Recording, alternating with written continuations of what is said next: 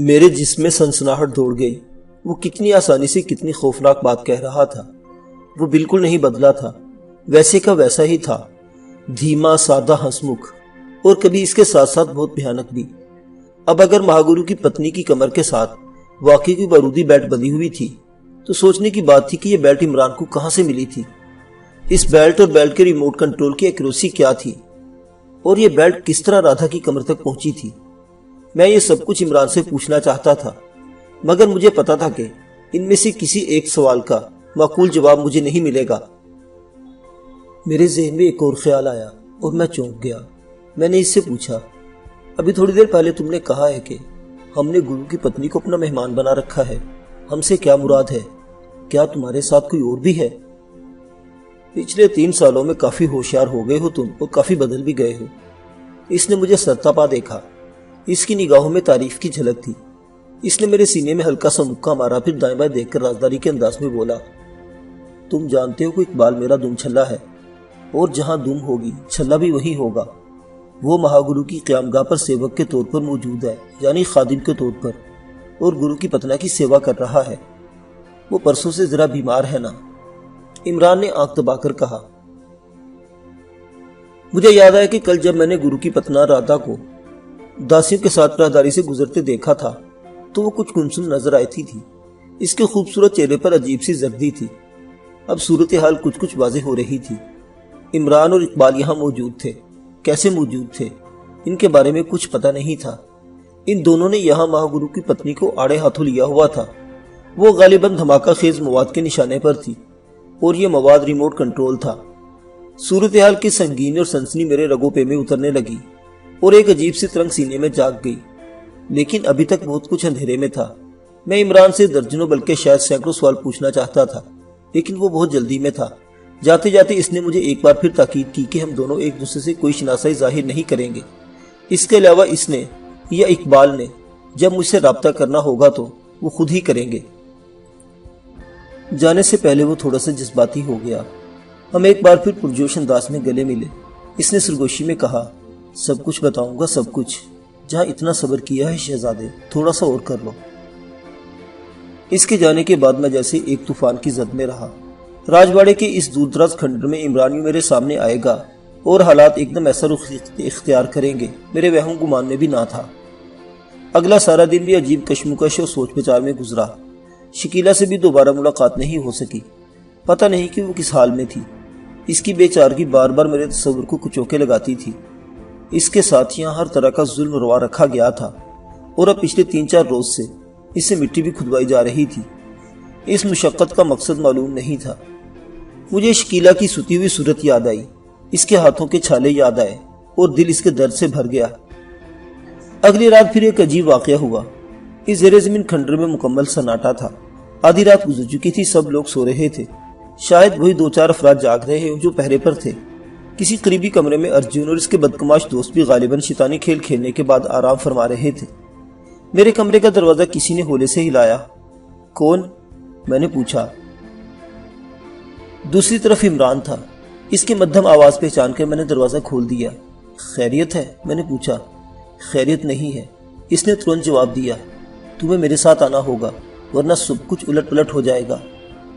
لیکن تم تو کہتے تھے کہ ہمیں ایک دوسرے سے دور رہنا چاہیے۔ مگر ایسا ممکن نہیں ہے، کم از کم آج کی رات تو بالکل نہیں۔ اقبال زخمی ہو گیا ہے۔ کیسے؟ میرے ساتھ ہو، خود ہی دیکھ لینا، اس نے کہا۔ لیکن کچھ نہیں، جلدی کرو، ہمارے پاس وقت بہت کم ہے۔ میں سیدھا چلتا جاؤں گا، تم 8-10 قدم چھوڑ کر میرے پیچھے آنا۔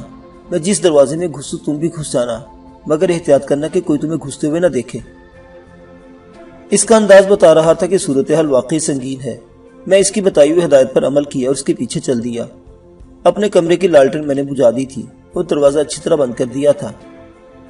رات کے سناٹے میں اس کھنڈر کا استحان کا یہ زیر زمین حصہ عجیب منظر پیش کر رہا تھا۔ راہداریاں خالی تھی، لالٹین اور گیس لیمپس کی روشنی بھی جیسے غنودگی میں تھی۔ ہم بڑے ہال کمرے کے قریب سے گزرے۔ وہاں بھی بڑے آتش دان میں کوئلے سلگ رہے تھے۔ ان کوئلوں کے قریب بہت افراد چٹائیوں اور نمندوں پر بے سود پڑے تھے۔ ہال کمرے سے نکلنے والی ایک راہداری میں سے باتوں کی آواز آ رہی تھی۔ یقیناً یہ یہاں کے پہرے دار تھے۔ میں رات کو اکثر ان لوگوں کی آوازیں سنتا تھا۔ یہ بلند آواز میں قہقہے لگاتے تھے اور خود کو بیدار رکھنے کے لیے ایک دوسرے سے دھول دھپا بھی کرتے رہتے تھے۔ ہم اس راہداری کے سامنے سے گزر گئے لیکن اس میں داخل نہیں ہوئے۔ میں نے اندازہ لگایا کہ عمران کا رخ اسی طرف ہے جس طرف سے ہم یعنی اور میں اور ستیش وغیرہ 4-5 دن پہلے یہاں داخل ہوئے تھے۔ میرا اندازہ درست تھا۔ جلدی پانی گرنے کی آواز سنائی دینے لگی۔ ہم اسی آبشار کے سامنے پہنچ گئے جو پتھروں پر گرتا تھا اور پھر ایک بڑے حوض کی شکل اختیار کر لیتا تھا۔ اس حوض چھوٹی سی جھیل میں پتھر کا ایک بڑا سا مجسمہ اوندھا پڑا تھا۔ یہاں ایک طرف حوض کے کنارے کچھ دروازے تھے۔ عمران ان دروازوں کے سامنے سے گزرتا ہوا اچانک ایک دروازے میں داخل ہو گیا۔ عمران کی ہدایت کے مطابق میں نے ارد گرد دیکھا۔ دور فاصلے پر کسی شخص کا متحرک سایہ نظر آ رہا تھا۔ شاید کوئی دھرمی پہرے دار پوجا پاٹ میں مصروف تھا، تاہم وہ اتنی دور تھا کہ مجھے اس کی طرف سے دیکھے جانے کا کوئی اندیشہ نہیں تھا۔ میں عمران کے پیچھے دروازے میں داخل ہو گیا۔ اندر داخل ہوتے ہی پتہ چل گیا کہ یہ مہا گرو کی رہائش گاہ ہے۔ طاقوں میں جا بجا دیوی دیوتاؤں کی مورتیاں اور تصویریں تھیں۔ ایک دیوار پر جاپ کرنے کے لیے بہت سی مالائیں جھول رہی تھی۔ گرو کی رہائش گاہ کے 2 حصے تھے، ایک کو مردانہ اور دوسرے کو زنانہ کہا جا سکتا تھا۔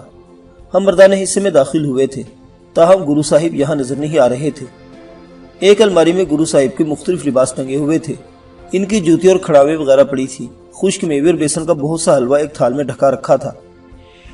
عمران نے دروازہ اندر سے بند کر دیا اور بولا، میں یہاں گرو کا ذاتی خدمتگار ہوں، 24 گھنٹے اس کے ساتھ رہتا ہوں۔ یہ حاجت خانے میں جاتا ہے تو لوٹا مجھے پکڑنا پڑتا ہے۔ کسی وقت تو خطرہ محسوس ہوتا ہے کسی طہارت بھی مجھے ہی نہ کرانی پڑے۔ اب کہاں ہے وہ؟ میں نے پوچھا۔ پانی میں بیٹھا جاپ کر رہا ہے۔ ہر سنیچر کی رات یہ جاپ اسے کرنا پڑتا ہے۔ میرا خیال ہے کہ ابھی تھوڑی دیر میں گھر واپس آ جائے گا۔ آؤ میں تمہیں اس سندر پتنی سے ملواؤں۔ عمران مجھے لے کر ایک دوسرے دروازے سے گزرا۔ ہم گھر کے مردانہ حصے سے زنانے حصے میں داخل ہو گئے۔ یہاں بھی در و دیوار پر خوب گاڑا رنگ و روغن کیا گیا تھا۔ ریشمی پردے لگے ہوئے تھے۔ ایک کمرے میں بہت سے ساز پڑے تھے۔ یہ غالباً بھجن گانے میں استعمال ہوتے تھے۔ کتھک ناچنے والوں کی ایک بڑی تصویر بھی اس کمرے میں آویزہ تھی۔ مجھے ایک دروازے کے عقب سے کچھ دبی دبی سی آوازیں سنائی دی۔ یوں لگا جیسے کوئی عورت کراہ رہی ہے اور اس کی آواز اس کے گلے میں ہی گھٹ کر رہ جاتی ہے۔ یہاں کون ہے؟ میں نے پوچھا۔ 13 من کی دھوبن، کیونکہ 1 من کی تو یہ زیور ہی پہنتی ہے۔ پچھلے جنم میں یہ یقیناً کوئی بھینس یا ہتھنی وغیرہ رہی ہے۔ اس جنم میں بھگوان نے اسے گرو کی دھرم پتنی کی داسی بنایا ہے۔ 1 نمبر کی خراٹ عورت ہے۔ اقبال اسی کی وجہ سے زخمی ہوا ہے۔ عمران نے تھوڑا سا دروازہ کھول کر مجھے ایک کراہنے والی عورت کی جھلک دکھائی۔ وہ واقعی کسی سومو پہلوان کی طرح صحت مند تھی۔ اس نے چاندی اور پتھر کے بہت سے کڑے پہن رکھے تھے۔ ان کڑوں نے اس کے بازو کونے تک چھپائے ہوئے تھے اور نصف پنڈلیاں بھی اوجھل نظر آ رہی تھی۔ وہ کسی بھینسی کی طرح نائلون کی رسیوں سے بندھی ہوئی تھی۔ اس کے منہ میں کپڑا ٹھسا ہوا تھا اور وہ غوغا کی آوازیں نکال رہی تھی۔ اندازہ ہوتا تھا کہ اسے مار پیٹ بھی ہوئی ہے۔ اس کے چہرے پر نیل تھے۔ اس چھوٹے سے کمرے میں وہ سخت سردی محسوس کر رہی تھی اور اس کی بے چینی کا سبب بھی یہی تھا۔ عمران نے ایک طرف پڑا ہوا ایک لحاف اٹھا کر اس پر ڈال دیا اور دروازہ بند کر دیا۔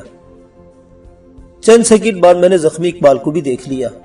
عمران نے مجھے پہلے ہی سمجھا دیا تھا کہ یہاں اقبال کا نام راج ہے اور میں گرو کی پتنی کے سامنے اقبال سے شناخت ظاہر نہ کروں۔ آج میں ایک طویل عرصے کے بعد اقبال کو دیکھ رہا تھا۔ اس عرصے میں وہ ذرا سا فربہ ضرور ہوا تھا مگر اور کوئی تبدیلی نہیں آئی تھی۔ جس چیز نے مجھے ششدر کیا وہ اقبال کی آنکھیں تھیں۔ آنکھیں گہری سرخ تھیں اور اتنی سوج چکی تھی کہ پپوٹوں کے درمیان بس ایک در سی باقی رہ گئی تھی۔ آنکھوں سے مسلسل پانی بھی رس رہا تھا۔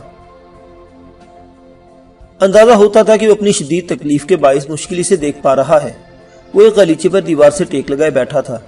اس کے سامنے ہی ایک مسہری پر گرو کی سندر پتنی رادھا کمبل اوڑے لیٹی تھی۔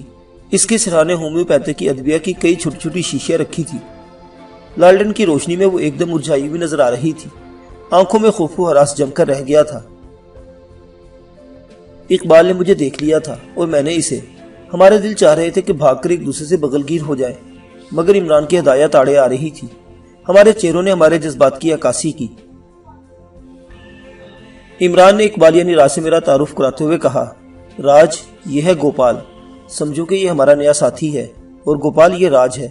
اس خبیث مورتی نے راج کی آنکھوں میں سرخ مرچیں پھینکی ہیں، اور صرف مرچیں ہی نہیں تھی، اس میں کچھ اور الا بلا بھی تھا۔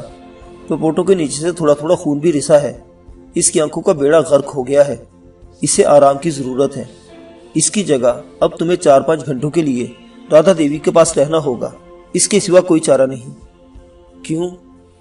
تم بھی تو یہی ہو؟ میں نے پوچھا۔ نہیں، ابھی 3-4 گھنٹوں کے لیے مجھے یہاں سے جانا ہے، تالاب پر جا کر گروجی کی سیوا کرنی ہے۔ صبح پو پڑنے سے پہلے میں اور گروجی اکٹھے ہی واپس آئیں گے۔ ہر سنیچر کی رات کو یہی کچھ ہوتا ہے۔ گرو کی پتنی بالکل ساکت لیٹی تھی، ذرا بھی جنبش نہیں کر رہی تھی، جیسے اسے ڈر ہو کہ اس نے جسم کو ہلایا تو کمر سے بندھی ہوئی بیلٹ پھٹ جائے گی۔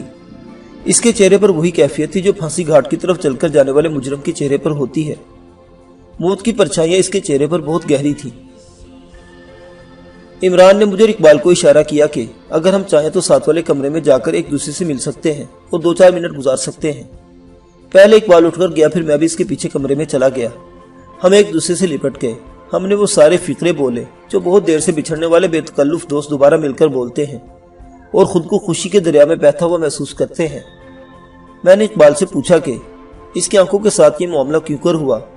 اس نے مختصر لفظوں میں جو کچھ بتایا وہ یوں تھا۔ گرو کی پتنی والا چکر پچھلے 3-4 روز سے چل رہا تھا۔ اس کی کمر کے ساتھ ایک بارودی بیلٹ موجود تھی جس کا ریموٹ کنٹرول عمران یا پھر اقبال کے پاس موجود رہتا تھا۔ عمران اور اقبال مہا گرو کو مجبور کر رہے تھے کہ وہ سلطانہ کی جان بچانے میں مدد کرے۔ وہ شکیلا کی بے بسی کے بارے میں بھی سب کچھ جانتے تھے اور اس کی بھی مدد کرنا چاہتے تھے۔ مہا گرو ایک کٹر مذہبی شخص تھا اور منہ اور گھوڑے کی طرح تھا۔ اگر اس کی جوان سندر پتنی عمران اور اقبال کے ہتھے نہ چڑھتی اور وہ بارودی بیلٹ کی مدد سے اسے زیر کرنے میں کامیاب نہ ہوتے تو گرو کے منہ میں ہرگز لگام نہیں ڈالی جا سکتی تھی۔ گرو نے اور اس کی پتنی نے اپنے ساتھ ہونے والے اس سنگین معاملے کو ہر کسی سے چھپایا ہوا تھا، بلکہ انہیں چھپانا پڑ رہا تھا۔ ریموٹ کنٹرول ہر وقت عمران یا اقبال کی تحویل میں رہتا تھا اور وہ کسی بھی وقت گرو کی چہیتی بیوی کو ٹکڑوں اور لوتھڑوں میں تبدیل کر سکتے تھے۔ گھر کے اندر آنے اور ملنے جلنے والوں کو یہی پتا تھا کہ رادھا دیوی کی کمر میں شدید درد ہے اور آج کل زیادہ وقت بستر پر ہی گزار رہی ہے۔ راج یعنی اقبال یہاں رادھا کے معالج کے طور پر موجود تھا۔ اقبال یوں تو عمران ہی کی طرح یہاں مہاگرو کا سیوک تھا، تاہم اس کے بارے میں یہ کہا جاتا تھا کہ وہ ہومیوپیتھک دواؤں کے بارے میں کافی کچھ جانتا ہے۔ وہ ہر 2-3 گھنٹے بعد رادھا کو کوئی نہ کوئی دوا کھلا رہا ہوتا اور دیکھنے والے یہی سمجھتے کہ وہ گرو کی پتنی کی خدمت کا حق ادا کر رہا ہے۔ رادھا کی خاص داسی ہر وقت اس کے ساتھ رہتی تھی۔ یہ وہی پہلوان نما عورت تھی جسے ہم نے کچھ دیر پہلے ایک چھوٹے کمرے میں بندہ پایا تھا۔ اس کے علاوہ بھی کچھ داسیاں رادھا کی خدمت کے لیے یہاں آ جاتی تھی، مگر انہیں اصل صورتحال کا کچھ علم نہیں تھا۔ صرف پہلوان نما داسی بھاگمتی جانتی تھی کہ یہاں کیا چکر چل چکا ہے اور مالک و مالکن کتنی بڑی مصیبت میں ہیں۔ آج رات پہلے پہلوان نما بھاگمتی نے نمک حلالی کی ایک زبردست کوشش کی تھی اور اقبال پر اس وقت حملہ کر دیا جب وہ رادھا کی مسحری کے قریب چٹائی پر بیٹھا کھانا کھا رہا تھا۔ وہ ایک دم اقبال پر جھپٹی اور اس کی آنکھوں میں پسی ہوئی مرچوں اور کسی تیز کیمیکل سے بنایا گیا سفوف ڈال دیا۔ چند سیکنڈ کے لیے تو اقبال جیسے اندھا ہو گیا تھا۔ اس نے بلند آواز سے عمران کو پکارا تھا۔ عمران اس وقت گرو کا حلوہ تیار کر رہا تھا۔ وہ غیر معمولی تیزی سے حرکت میں آیا اور اس نے اقبال کو پہلوان داسی کے چنگل سے نکالا۔ اسے چند سیکنڈ کی دیر بھی ہوتی تو پہلوان داسی بھاگمتی سب کچھ الٹ پلٹ کر دینا تھا۔ وہ ریموٹ کنٹرول اقبال سے چھین چکی تھی۔ خوش قسمتی اس کی کہ ایک ٹانگ ابھی تک اقبال کے ہاتھ میں تھی اور وہ بھاگ نہیں پا رہی تھی۔ عمران پہنچ گیا اور اس نے بھاگمتی کو اپنی گرفت میں جکڑا۔ پچھلے 2-2.5 گھنٹے سے اقبال شدید کرم میں تھا۔ اس کی آنکھوں میں جیسے مسلسل خنجر گھونپے جا رہے تھے۔ اقبال نے مجھے اپنی مختصر رودات سنائی اور وہیں بے دم سا ہو کر ایک چارپائی پر لیٹ گیا۔ اس نے بتایا کہ آنکھیں بند کر لینے سے اور ان پر ٹھنڈا پانی ڈالنے سے اسے قدرے سکون ملتا ہے۔ میں باہر آیا تو عمران جانے کے لیے تیار تھا۔ اس نے ریموٹ کنٹرول میرے حوالے کرتے ہوئے کہا، یہ سفید بٹن ایکٹیویشن کا ہے، اس وقت یہ آن ہے، اور یہ دوسرا بٹن لاک کا ہے، اس کو میں نے کھول دیا ہے۔ اب اس سرخ بٹن پر ذرا سا بھی دباؤ پڑے گا تو رادھا دیوی کا دھماکہ ہو جائے گا۔ بھگوان کی کرپا سے 10-15 ٹکڑے تو ضرور ہوں گے، اس لیے احتیاط سے رہنا اور چوکس بھی۔ رات آدھی سے زیادہ گزر چکی ہے، اب بے فکر رہو، باہر سے یہاں کوئی نہیں آئے گا، اور اگر آیا تو فرض محال آیا تو دروازہ نہیں کھولنا، لالٹین کی لو بالکل نیچی کر دو۔ میں نے لو نیچی کر دی۔ کمرہ نیم تاریک ہو گیا۔ عمران نے ریموٹ احتیاط سے میرے سامنے ایک تپائی پر رکھ دیا اور مجھے ضروری ہدایات دینے کے بعد وہ باہر چلا گیا۔ کہتے ہیں کہ نیند سولی پر بھی آ جاتی ہے۔ رادھا بھی لیٹی لیٹی اونگنے لگی تھی۔ اس کے کالے گنگریالے بالوں کی ایک لٹ اس کے زرد رخسار پر جھول رہی تھی۔ لگتا تھا کہ وہ آج کل کچھ کھا پی نہیں رہی۔ اس کے ہونٹ سوکھ کر سانولے ہو چکے تھے۔ پتہ نہیں وہ کیسے اس فربا اندام ادھیڑ عمر گرو کی بیوی بن گئی تھی۔ شاید اس میں کچھ عمل دخل لالچ کا بھی رہا ہوگا۔ گرو کی اس رہائش کا اور رہن سہن سے اندازہ ہوتا تھا کہ وہ کافی خوشحال ہے۔ استہان میں جو چڑھاوے چڑھائے جاتے تھے اور نظر نیاز پیش کی جاتی تھی، اس کا بڑا حصہ یقیناً اس مہا گرو کے پاس آتا تھا۔ یہاں کے ریشمی پردے، غالیچے، قیمتی ساز و سامان اور خود رادھا کا لباس بھی گواہی دیتے تھے کہ اس جگہ خوشحالی کا دور دورہ ہے۔ کچھ دیر بعد رادھا نے منمناتی ہوئی آواز میں کہا، یہ میری کمر میں بہت زیادہ چبھ رہا ہے، کیا تم اسے تھوڑا سا ڈھیلا کر سکت ہو؟ اس کا اشارہ اپنی کمر کی بارودی بیلٹ کی طرف تھا۔ میں نے کمبل ہٹایا، پھر رادھا کی قمیص اوپر اٹھائی۔ ریشمی قمیص کے نیچے اس کی پتلی دبلی کمر اور کمر کے ساتھ براؤن رنگ کی وہ خوفناک بیلٹ 1 انچ چوڑے سٹریپس کے ساتھ بنی ہوئی تھی۔ میں نے کہا، اگر تمہیں زیادہ تکلیف ہے تو میں اسے ڈھیلا کر سکتا ہوں، لیکن اس میں خطرہ ہے، مجھے اس کے بارے میں کچھ زیادہ جانکاری نہیں ہے۔ خطرے کا لفظ سن کر رادھا کا رنگ زرد اور کچھ زرد ہو گیا۔ اس نے جلدی سے نفی میں سر ہلایا۔ نہیں، رہنے دو۔ میں نے کہا، اس کو ڈھیلا کرنے کا کام امید زیادہ اچھے طریقے سے کر سکے گا، لیکن اس کو تو گرو جی کے ساتھ ہی واپس آنا ہے اور ان کے آنے میں بھی 3-4 گھنٹے باقی ہیں۔ وہ ذرا کراہ کر بولی۔ وہ پتی کو گرو جی ہی کہہ کر رہی تھی۔ اس نے چند لمحے توقف کیا، پھر ناراض لہجے میں بولی، تم دھرمی ہو کر بھگوان کے سیوک اور اس کی دھرم پتنی کے ساتھ اتنا بڑا ظلم کر رہے ہو، تمہیں ذرا خوف نہیں کہ تمہارے اس اپرادھ کا انجام کیا ہوئے گا؟ میں نے کہا، یہی تو مشکل ہے دیوی جی، یہاں پاپ اور پن کا فیصلہ کرنے والا کوئی نہیں۔ ایک ناری کو یہاں زندہ جلایا جانے والا ہے۔ کچھ لوگ اسے بہت بڑا پن کہہ رہے ہیں اور بے شمار لوگ ایسے ہوں گے جن کے نزدیک یہ مہا پاپ ہے۔ ایسے فیصلے میں اور تم نہ ہی کر سکتے۔ ایسے فیصلوں کے لیے گرو جی اور ان جیسے دوسرے گھیانی دیانی لوگوں ہوتے ہیں۔ ہم جیسے عام منشوں کو ان کے فیصلے میں ماننا پڑتا ہے۔ اس لڑکی کے لیے یہ سزا بہت زیادہ نظر آوت ہے، مگر اس کا اپرادھ بھی تو چھوٹا نہ ہی ہے۔ اس نے اوتار لڑی کے ایک منش کو بے دردی سے قتل کیا ہے۔ جو سزا اس لڑکی کو مل رہی ہے وہ اس کا بھی بھلا کرے گی، اس کے پاپ دھل جاویں گے، اس کا اگلا جنم کسی بہت اچھے روپ میں ہوئے گا۔ وہ دیر تک بولتی رہی، میرے اور میرے ساتھیوں کی غداری کو بدترین انجام سے جوڑتی رہی۔ آخر میں اس نے اپنا لہجہ نرم کیا اور مجھے سمجھانے بجھانے کی کمزور کوششیں کرنے لگی۔ وہ بولی، ایک بات یاد رکھو، گرو جی اپنے دھرم کے خلاف کچھ نہیں کریں گے۔ وہ جانت ہیں کہ ایسا کرنے کا انجام کتنا برا ہوئے گا۔ نر کی اگنی کے سامنے اس سنسار کی ساری سزائیں بالکل معمولی ہیں۔ گرو جی میری ہتھیار قبول کر لیویں گے، اپنی ہتھیار بھی قبول کر لیویں گے، لیکن سوچو اس کے بعد کیا ہوئے گا؟ کیا یہاں کے لوگوں تمہیں زندہ چھوڑیں گے؟ کبھی نہیں۔ اس لیے میں اب بھی کہتی ہوں کہ کوئی اور راستہ اختیار کر لو، اپنے دوستوں کو سمجھاؤ کہ یہ ضد چھوڑ دیں، یہ سب کو بہت مہنگی پڑے گی۔ ضد چھوڑنا ہی تو مشکل ہے۔ کیا تمہارا پتی اور اس کے ساتھی اپنی ضد چھوڑ رہے ہیں؟ وہ ضد نہ ہی، وہ تو دھرم ہے، بھگوان کی اکشا ہے، اور اس کے خلاف چلنا مہا پاپ ہے۔ یہی تو میں کہہ رہا ہوں دیوی جی، مہا پاپ اور مہا پن کا فیصلہ ہی تو ہم سے نہیں ہو رہا۔ ہم اپنے جھوٹے عقیدے اور وہموں کے قیدی بنے ہوئے ہیں۔ اس نے لرز کر اپنے دونوں ہاتھ کانوں کو لگائے اور پھر پوجا کے انداز میں ہاتھ جوڑ کر بولی، ایشور تمہیں شمع کرے، تم اپنی ناسمجھی میں بہت غلط باتیں کہہ رہے ہو۔ یہ غلط باتیں نہیں ہیں، میں تو کہتا ہوں کہ بس اب چپ ہو جاؤ۔ وہ تیزی سے میری بات کاٹ کر بولی، جن باتوں کی تمہیں جانکاری نہیں، ان کے بارے میں بول کر اپنا انجام خراب مت کرو، بس چپ ہو جاؤ۔ بات کرتے ہوئے وہ گاہے بگاہے خوفزدہ نظروں سے سبز رنگ کے ریموٹ کنٹرول کی طرف بھی دیکھ لیتی تھی۔